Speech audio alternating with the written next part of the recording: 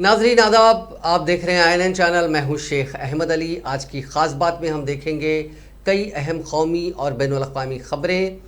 वज़ीर-ए-आज़म नरेंद्र मोदी की सदारत में आज मरकज़ी काबीना की मीटिंग मुनक़िद हुई, जिसमें तीनों ज़रई क़वानीन की वापसी से मुताल्लिक़ क़रारदाद को मंजूरी मिल गई। तीनों ज़रई क़वानीन की वापसी का ऐलान गुज़िश्ता दिनों वज़ीर-ए-आज़म नरेंद्र मोदी ने मुल्क के नाम खिताब करते हुए किया था। आज उन क़वानीन की वापसी वाले बिल पर मरकज़ी काबीना की भी मोहर लग गई। काबीना ने इत्तेफ़ाक़ी राय से ज़रई बिल वापस लेने की क़रारदाद पास कर दी है।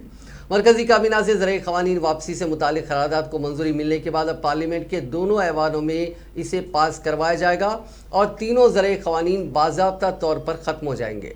माना जा रहा है कि मोदी काबीना जल्द इन क़वानीन की वापसी पर अपनी मंजूरी दे सकती है। काबीना की मीटिंग आज वज़ीर-ए-आज़म के दफ्तर में सुबह 11 बजे शुरू हुई थी। वाज़ेह है कि पार्लियामेंट का सरमाई इजलास 29 नवंबर से शुरू हो रहा है। पार्लिमानी ज़ाब्तों के मुताबिक किसी भी पुराने कानून को वापस लेने का भी वही अमल है जो किसी नए कानून को बनाने का है। जिस तरह कोई नया कानून बनाने के लिए पार्लियामेंट के दोनों ऐवानों से बिल पास करवाना पड़ता है, ठीक उसी तरह पुराने कानून के वापस लेने या ख़त्म करने के लिए पार्लियामेंट के दोनों ऐवानों से बिल पास करवाना पड़ता है।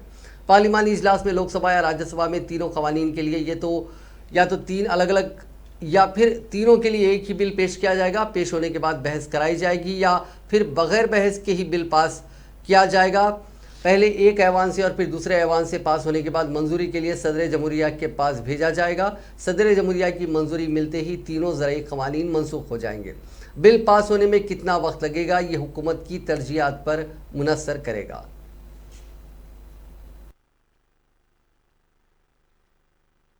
ऐसा आपको ज्ञात है कि 19 तारीख को माननीय प्रधानमंत्री जी ने गुरुपुरब के अवसर पर देश को संबोधित करते हुए ये घोषणा की थी कि तीनों कृषि कानून वापस लिए जाएंगे।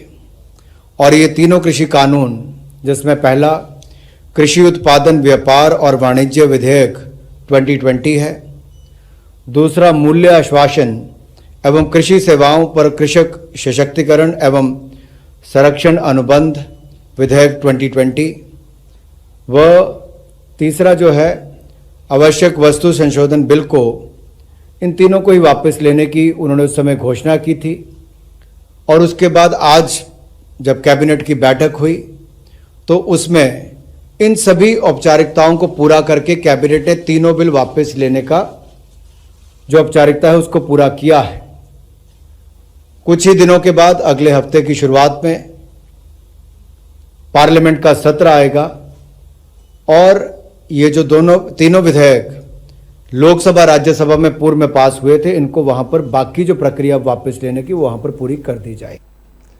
वज़ीर दिफा राजनाथ सिंह ने आज कहा है कि मुसल्लह अफवाज ने किसी भी वक्त मुल्क और उसके इत्तेहादियों के लिए दिन रात बचाने वाली कार्रवाइयाँ करके साबित किया है कि वो किसी भी कीमत पर मुल्क के साथ मजबूती से खड़ी हैं।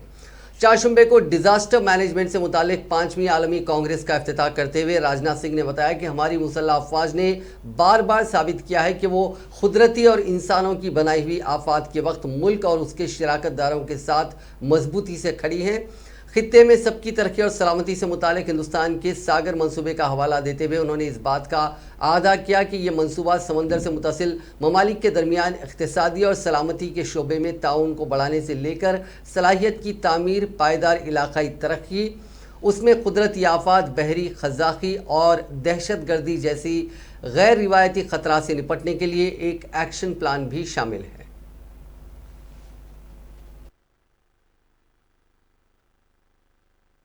Effective early warning of meteorological disasters in general and cyclones in particular have been developed that help us to evacuate people to safe locations and save lives.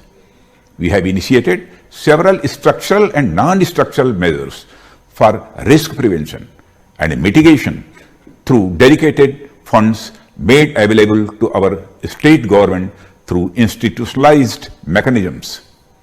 In this regard, National Institute of Disaster Management is playing a major role in capacity development across sectors. National Disaster Response Force has been set up as a professional force dedicated for the tasks of disaster preparedness and response. Ladies and gentlemen, India has a vision for the Indian Ocean, and it is encapsulated by the concept of Sagar, means security and growth for all in the region, articulated by our Honorable Prime Minister Sri Narendra Modi. Sagar has both various distinct and interrelated elements, such as deepening economic and security cooperation among the littoral states, enhancing capacities to safeguard land and maritime territories, working towards sustainable regional development, blue economy, and promoting collective action to deal with non-traditional threats like nature. Namaskar.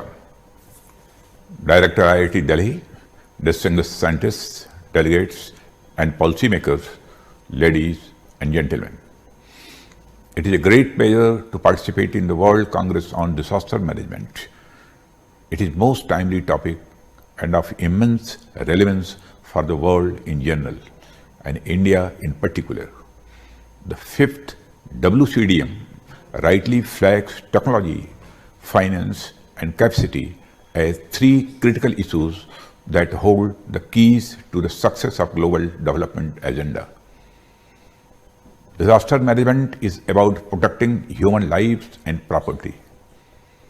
It is about protecting villages and cities, schools and hospitals, business and livelihoods today and in the future.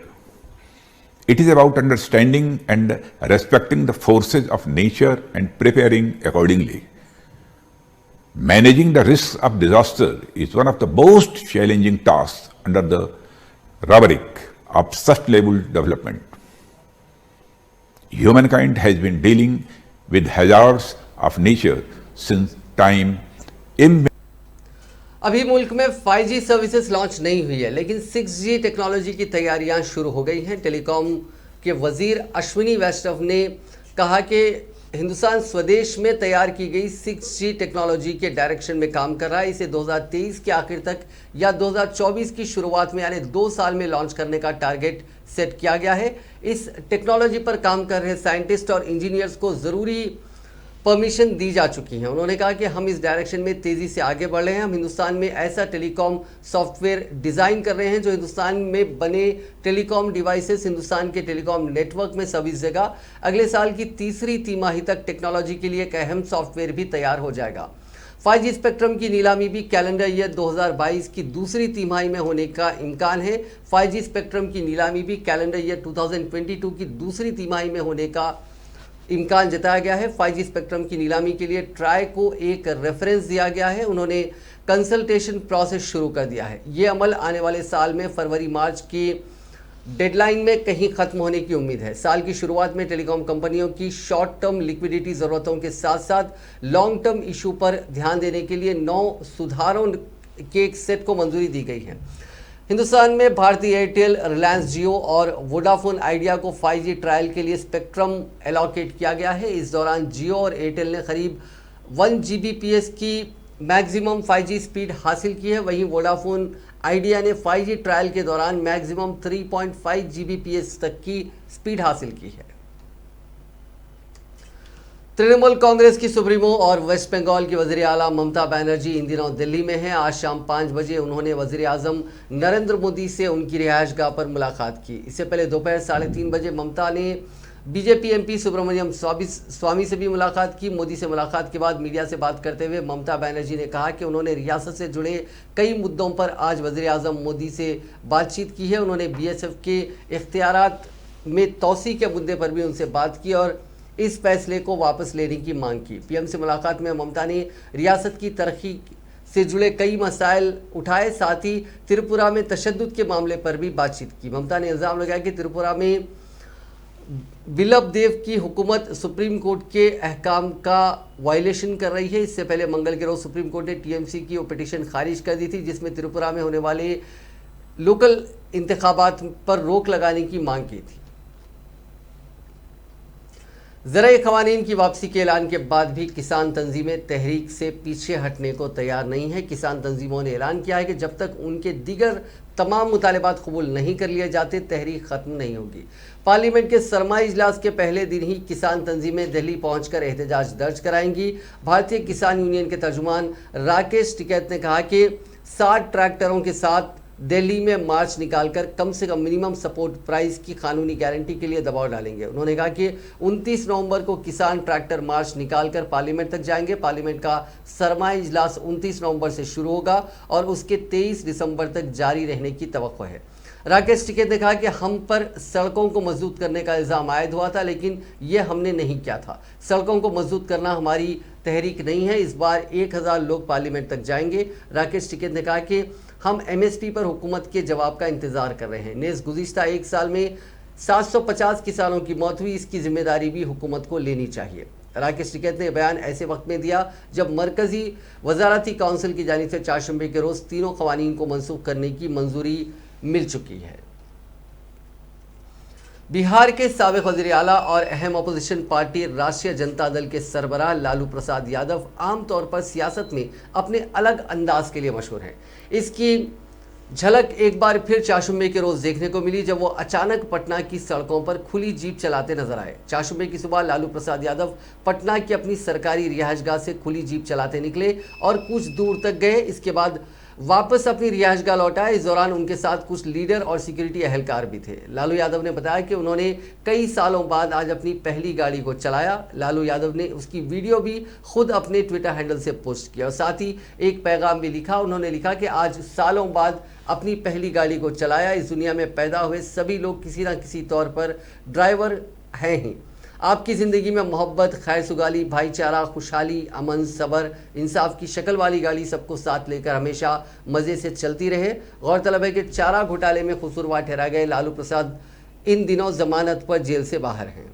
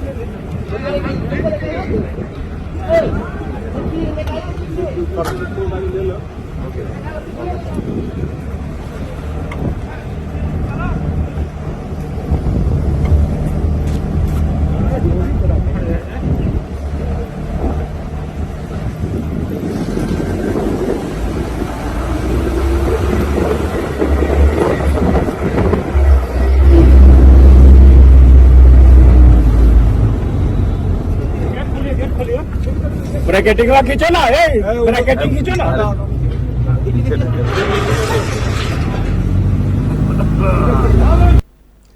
East Delhi से BJP के रुकने parliament और साबिक cricketer Gautam गंभीर ने Delhi police में शिकायत दर्ज कराते हुए कहा कि उन्हें ISIS कश्मीर की जानिब से जान से मारने की धमकी दी गई है।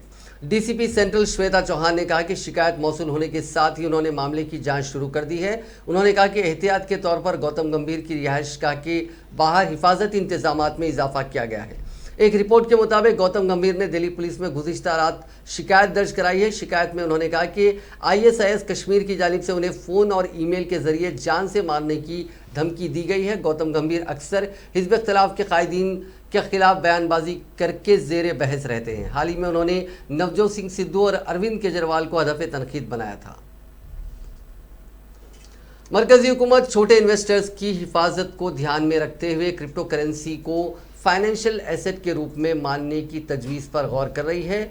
इस पर बहस तब छिड़ी जब इससे जुड़े बिल को एक आखिरी शक्ल देने के लिए ओहदेदारों की भागदौड़ जारी है। वज़ीर-ए-आज़म नरेंद्र मोदी की हुकूमत 29 नवंबर से शुरू होने वाले पार्लियामेंट के सेशन में इस बिल को, जो कि crypto currency and regulation of official digital currency bill का नाम है, इसे पेश करना चाहती है। इस मामले के जानकारों का कहना है कि नए कानून के जरिए डिजिटल करेंसी में इन्वेस्टमेंट की एक मिनिमम लिमिट तय की जा सकती है, जबकि लीगल टेंडर के तौर पर उनके इस्तेमाल पर पाबंदी लग सकती है। हालांकि इस पर कोई आखिरी फैसला नहीं लिया गया है।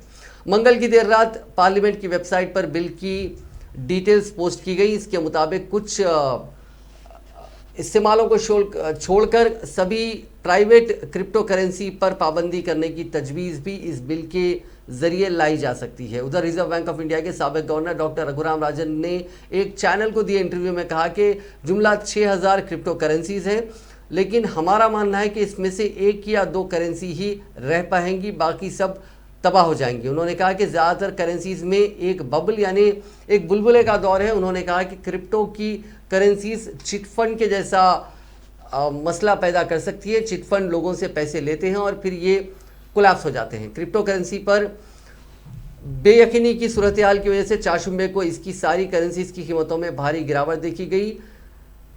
अलग अलग इन करेंसीज में 20% की गिरावट देखी गई। शिबा इनू इसीलिए काफ़ी पॉपुलर है क्योंकि इसकी कीमत एक दिन में 1,000 गुना बढ़ जाती है। हालांकि क्रिप्टो करेंसी में सबसे ज़्यादा पॉपुलर बिटकॉइन है। बिटकॉइन आज 18% तक गिर चुका है। 2 हफ्ते में इसका भाव 38% के करीब गिर गया है।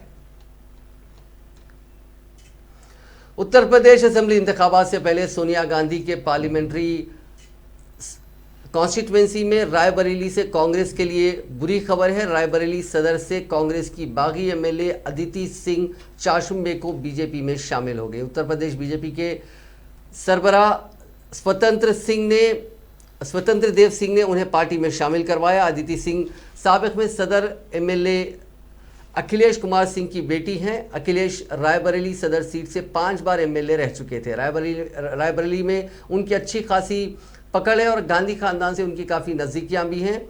अगस्त 2019 में अखिलेश सिंह का इंतकाल हो गया था। वालिद के इंतकाल के बाद अदिति सिंह ने कांग्रेस छोड़ दी थी। इतना ही नहीं, उन्होंने खुलकर कांग्रेस के खिलाफ बोला। 21 नवंबर 2019 को अदिति सिंह ने पंजाब के कांग्रेस एमएलए अंगद सैनी से शादी कर ली थी। बिस्किट का सबसे सस्ता और सबसे छोटा पैकेट देने वाली कंपनी पार्ले जी ने कीमतों में बढ़ोतरी कर दी। कंपनी ने कहा कि रॉ मटेरियल की कीमतों में बढ़त की वजह से उसे ऐसा करना पड़ा, इसलिए वो बिस्किट के भाव में 5 से 10% की बढ़ोतरी कर रही है। पार्ले जी ने कहा कि बिस्किट बनाने के लिए जो ज़रूरी सामान लगते हैं उनकी कीमतें हालिया वक्त में तेज़ी से बढ़ी हैं। कंपनी के senior category head Mayank Shah ने कहा कि कीमतों को एक दायरे में रखने की कोशिश की जा रही है, लेकिन इसे बढ़ाने के सिवा कोई दूसरा रास्ता नहीं बचा था। बिस्किट बनाने के लिए जिन सामानों की ज़रूरत होती है उसमें गेहूं, चीनी और खाने के तेल शामिल होते हैं। हाल ही में खाने के तेल की कीमतें 200 रुपये फी लीटर के पार पहुंच गई हैं।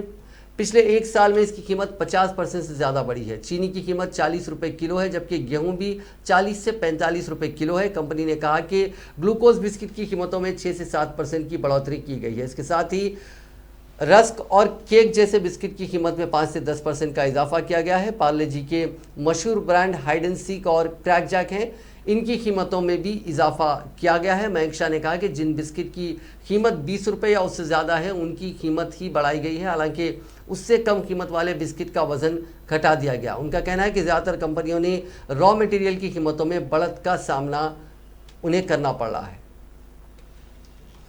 सुप्रीम कोर्ट ने कौमी राजधानी दिल्ली में फ़िज़ाई आलूदगी के खतरनाक सूरत हाल पर आज समाअत की। चीफ जस्टिस एनवी रमना की सरबराही में अदालत उज़्मा की बेंच स्कूली तालिब इल्म आदित्य दुबे की तरफ से दायर मफाद आम्मा की अर्जी पर समाअत की। समाअत के दौरान सुप्रीम कोर्ट ने मरकज़ी हुकूमत को फिर फटकार लगाई और कहा कि इस मामले को फिलहाल बंद नहीं किया जा सकता। सुप्रीम कोर्ट ने हुकूमतों से कहा कि आलूदगी को कम करने के लिए जिन इक़दाम को उठाया गया वो आलूदगी कम होने तक बरकरार रहने चाहिए।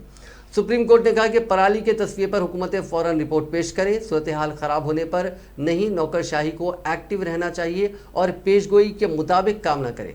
सुप्रीम कोर्ट ने हुकूमतों को नसीहत करते हुए कहा कि आदाद व शुमार की बुनियाद पर साइंसी तरीके से मसले को हल करें। अवाम हर साल मुसीबत क्यों बर्दाश्त करे, इससे हम दुनिया को क्या पैगाम दे रहे हैं। मामले की आइंदा समाअत 29 नवंबर को होगी। समाअत के दौरान सुप्रीम कोर्ट ने मरकजी हुकूमत से कई तीखे सवाल पूछे। समाअत शुरू होने के साथ ही अर्जी गुजार के वकील विकास सिंह ने कहा कि अखबार में एक खबर शाये हुई है कि पंजाब में इंतखाबात की वजह से पराली जलाने पर कोई जुर्माना आयद नहीं किया गया।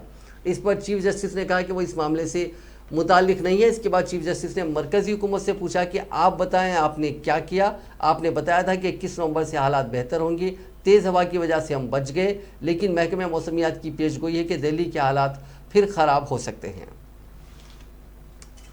अब बात करते हैं कोरोना वायरस की। पिछले 24 घंटों में कोरोना के केसेस में दुनिया भर में इजाफा देखा गया। पिछले 24 घंटों में दुनिया भर में कोरोना के 6,14,315 नए मामला दर्ज हुए। इसी दौरान 8,522 अफराद की मौत हुई। इस इजाफे के बाद दुनिया भर में कोरोना से मुतासरीन का मजमूई आंकड़ा 25,92,71,000 के पार हो गया, जबकि अमवात की तादाद बढ़कर 51,87,590 हो गई। दुनिया भर में अब भी 1,95,00,000 लोगों का कोरोना का इलाज जारी है।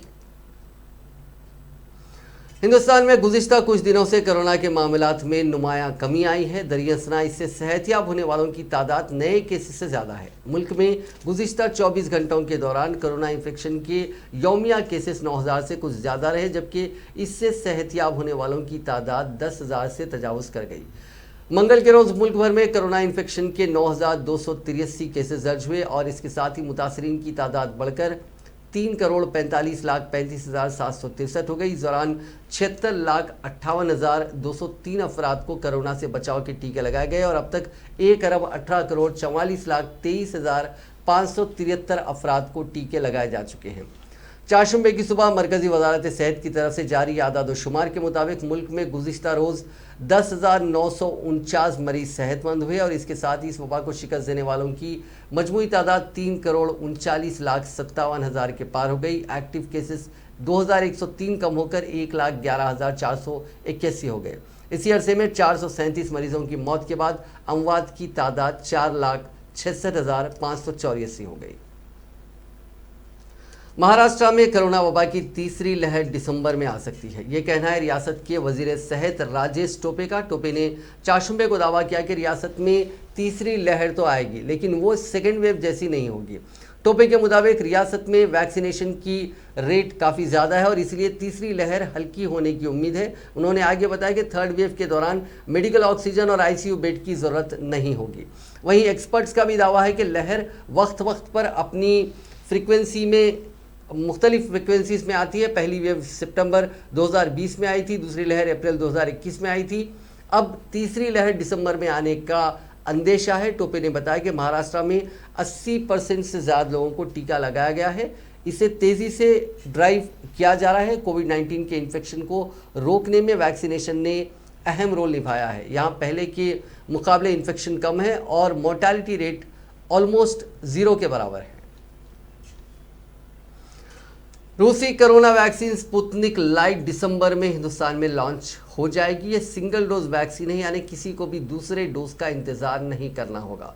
रूसी company Russian direct investment fund RDIF के CEO किरिल दिमित्रिव ने इसकी जानकारी दी। रूसी वैक्सीन स्पुतनिक वी को 12 अप्रैल को हिंदुस्तान में इमरजेंसी अप्रूवल मिला था।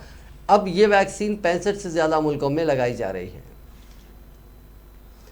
कांग्रेस के साबिक सदर राहुल गांधी ने कोरोना के सबब जान गंवाने वाले हर कुंबे को 4 लाख रुपए के मुआवजे की मांग को दोहराया है। कांग्रेस लीडर राहुल गांधी ने फिर इल्ज़ाम लगाया कि हुकूमत कोरोना से मरने वालों के आदाद-ओ-शुमार छुपा रही है और मरने वालों के लवाहिकीन को मुआवजा देने से गुरेज कर रही है। उन्होंने हुकूमत से मुतालबा किया कि मुतासरीन के दुखों के अजाले के लिए इक़दाम किए जाएँ। राहुल गांधी ने आज एक ट्वीट में कहा कि कांग्रेस पार्टी के 2 मुतालबा थे। कोविड से मरने वालों के सही आदाद-ओ-शुमार बताए जाएँ और जिन खानदानों ने अपने प्यारों को कोविड की वजह से खो दिया उन्हें 4 लाख रुपए का मुआवजा दिया जाना चाहिए।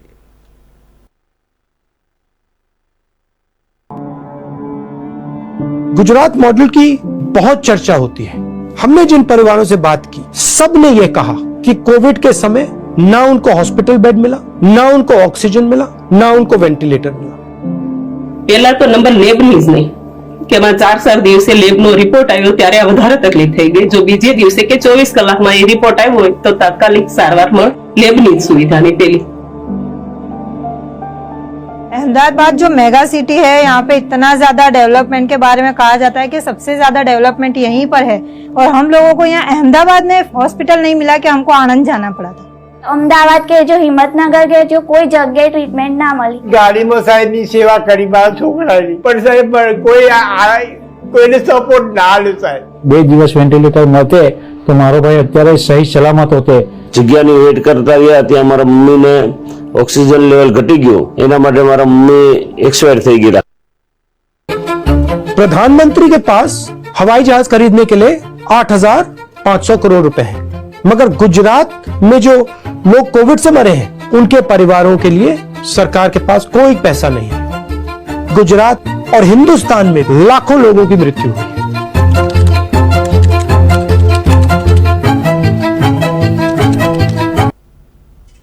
अडानी ग्रुप के चेयरमैन गौतम अडानी एशिया में सबसे अमीर बिजनेसमैन बन गए हैं। उन्होंने मुकेश अंबानी को पीछे छोड़ दिया है। ये कामयाबी गौतम अडानी ने पहली बार हासिल की है। हालांकि खबर पढ़े जाने तक ये पता नहीं चला है कि अडानी की मुकम्मल जायदाद कितनी है, लेकिन मुख्तलिफ हवालों से कहा गया है कि गौतम अडानी मुकेश अंबानी से आगे निकल चुके हैं। अभी तक अडानी एशिया में दूसरे नंबर पर थे। पिछले हफ्ते में मुकेश अंबानी की जायदाद 91 अरब डॉलर थी, जबकि अडानी के पास 88 अरब डॉलर की जायदाद थी। गौतम अडानी की जायदाद इस साल में जनवरी से अब तक 55 अरब डॉलर बढ़ी है, जबकि मुकेश अंबानी की जायदाद में सिर्फ 14 अरब डॉलर का इजाफा हुआ है। अडानी की जायदाद 18 मार्च 2020 को सिर्फ 4 अरब 91 डॉलर थी, लेकिन अप्रैल 2020 के बाद उनकी जायदाद में तेज़ी से इजाफा हुआ। ऐसा इसलिए क्योंकि उनकी कंपनियों में शेयर्स 18 महीने में 5 से 6 गुना तक बढ़े हैं। इन 18 महीनों में उनकी जायदाद 1808% 1808% बढ़ी है और ये 83 अरब डॉलर हो गई है। इस वक्त में मुकेश अंबानी की जायदाद 2.5 गुना बढ़कर 91 अरब डॉलर हुई है।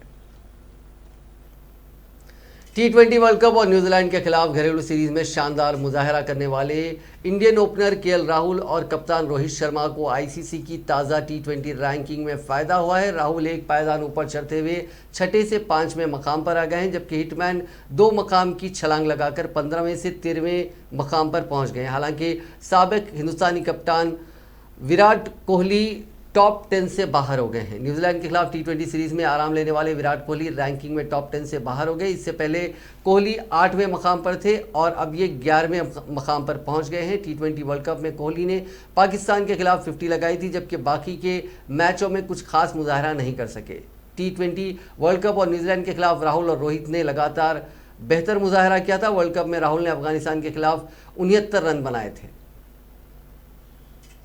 न्यूजीलैंड के खिलाफ T20 सीरीज में मिली 0-3 की जीत के सिलसिले को बरकरार रखने के इरादे से नौजवान जोश और जज्बे से लबरेज हिंदुस्तानी टीम जुमेरात को ग्रीन पार्क स्टेडियम में 2 टेस्ट मैचों की सीरीज का आगाज करेगी। विराट कोहली रोहित शर्मा की गैर मौजूदगी में अजिंक्य रहाणे की कप्तानी में कीवीज टीम से लोहा लेने वाली हिंदुस्तानी टेस्ट टीम में तजुर्बे के साथ साथ नौजवान सलाहियतों का भी इम्तिजाज नजर आएगा।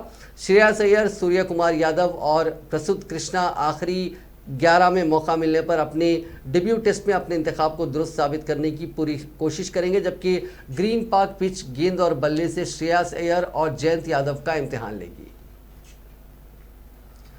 स्वीडन की पार्लियामेंट ने चाशुम्बे को मैग्डलेना एंडरसन को मुल्क की पहली खातून वजीर आजम के तौर पर मंजूरी दे दी है। एंडरसन फिलहाल मुल्क की वजीर फाइनेंस है। वो जुमे के रोज़ वजीर आजम के तौर पर हलफ लेंगी। इस महीने की शुरुआत में एंडरसन सोशल डेमोक्रेटिक पार्टी की लीडर चुनी गई थी। एंडरसन चाशुम्बे को पार्लियामेंट में अक्सरियत के आंकड़े 175 से दूर थी। वोट कम होने के बावजूद उन्हें पीएम चुना गया।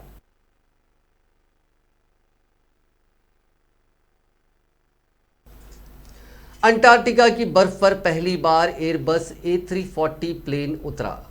टूरिज्म के इलाके में काम करने वाली एक कंपनी ने एयरबस A340 को अंटार्कटिका में महफूज लैंड कराने की तारीख रकम की है। हाई फ्लाई नाम की एक एविएशन कंपनी ने इस फ्लाइट को अंजाम दिया।